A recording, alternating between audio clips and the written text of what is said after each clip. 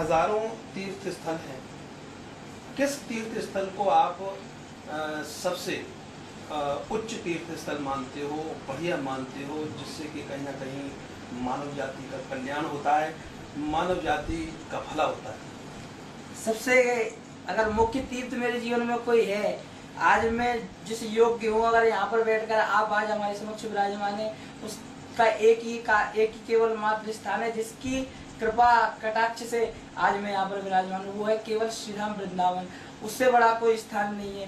और ब्रज के संत तो बड़ी अच्छी बात कहते हैं कि एक बार अयोध्या जाओ, 2 बार द्वारिका, 3 बार जाकर त्रिवेणी में नहाओगे, 4 बार चित्रकूट, 9 बार नासिक में, 12 बार जाके बद्रीनाथ घूम आओगे, 40 बार काशी केदारनाथ रामेश्वर गया जगन्नाथ आदि चाहे जहाँ जाओगे, होंगे प्रत्यक्ष यहाँ दर्श श्याम श्यामा के, वृंदावन सा कहीं आनंद नहीं पाओगे, वृंदावन सा कहीं आनंद नहीं पाओगे।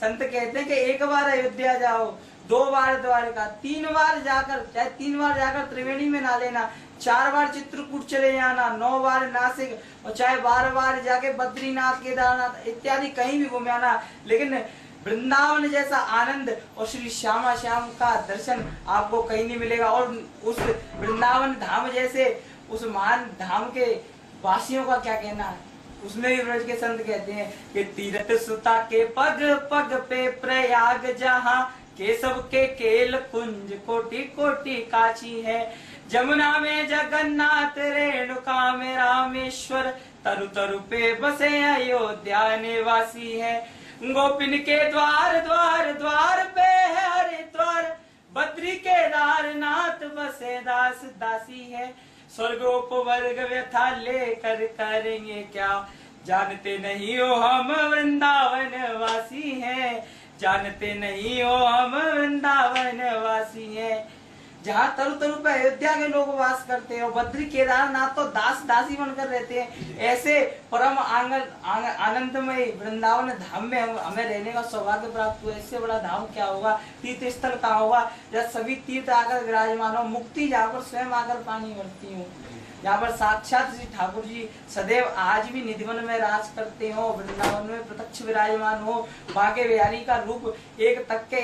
ब्रज के संतों ने एक बात और कही है कि जब आप कभी बिहारी जाते तो एक चीज बड़े गौर से देखना कि मोहन ने ना आपके नौका के आकार, और जो जन इनमें तज गए सो हो गए भव से पार। बिहारी जी आप कभी भी जाओगे, जो व्यक्ति सुन रहे हैं वो भी, अगर कभी भी बिहारी जी जाओ, चाहे कहीं से भी खड़े होकर बिहारी जी को देखना, चाहे दाई तरफ से, चाहे बाई तरफ से, चाहे 90 डिग्री के एंगल से, लेकिन आपको यही लगेगा कि बिहारी जी साक्षात एक तक आपको ही देख रहे हैं, क्योंकि उनकी जो आंखें हैं वो नौका के आकार में है। जी को देखोगे तो आपको अपने आप ही आपका मन अपने आप वृंदावन से कहीं और जाने करेगा ही नहीं। मैं तो अपने आप को बड़ा सौभाग्यशाली समझता हूँ कि उन श्री ठाकुर जी की बड़ी कृपा है कि उस परम धाम में रहने का मुझे शुभ अवसर प्राप्त हुआ। इसके लिए सबसे ज्यादा धन्यवाद अगर किसी को करना चाहूँगा तो अपने पूज्य पिताजी को, अपनी माता जी को करना चाहूँगा, और अपने सदगुरुदेव भगवान को, जिनकी कृपा से मुझे वृंदावन धाम में रहने का शुभ अवसर मिला। और एक व्यक्ति का नाम अगर मैं यहाँ पर नहीं लूँ तो बहुत गलत होगा। आत्माराम ऑटो महिंद्रा शोरूम के जो MD हैं श्री अनिल दुग्गल जी, प्रमुख उद्योगपति आगरा के, उन्हीं की कृपा से उस परम धाम में रहने का शुभ अवसर मुझे प्राप्त हुआ था। क्योंकि मैं गया था, जाकर पहले दिन मेरे को वहाँ से एडमिशन नहीं मिला, वापस कर दिया गया।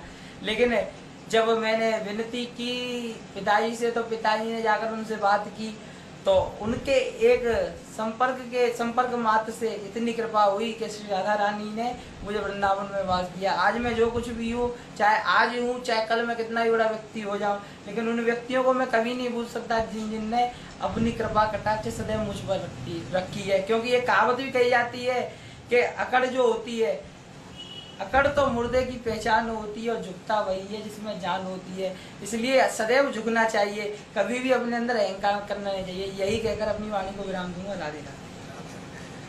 तो आप है मेरे साथ में श्रद्धेय पंडित लोकेश कृष्ण शास्त्री, जिन्होंने सनातन धर्म की विशेषता बताई, सनातन धर्म के जो वेद ग्रंथ हैं उनके बारे में बताया, और ख़ास करके वृंदावन बिहारी लाल जो हैं उनकी जो प्रशंसा की, उनके जो क्रियाकलाप है उनके बारे में बताया, और उनसे क्या सीख सकते हैं, क्या संस्कार ग्रहण कर सकते हैं। खास करके आज का जो युवा वर्ग है और सनातन धर्म के वेद ग्रंथों से दूर होता जा रहा है। पंडित लोकेश कृष्ण शास्त्री का सीधे से कहना है कि संस्कारों की कमी है, संस्कार ग्रहण करने चाहिए, खास करके माँ बाप को आगे आना चाहिए और वेद ग्रंथों के बारे में उनको सिखाना चाहिए, बताना चाहिए। उम्मीद करते हैं कि वेद ग्रंथों के बारे में जानकर युवा वर्ग संस्कारवान बनेगा।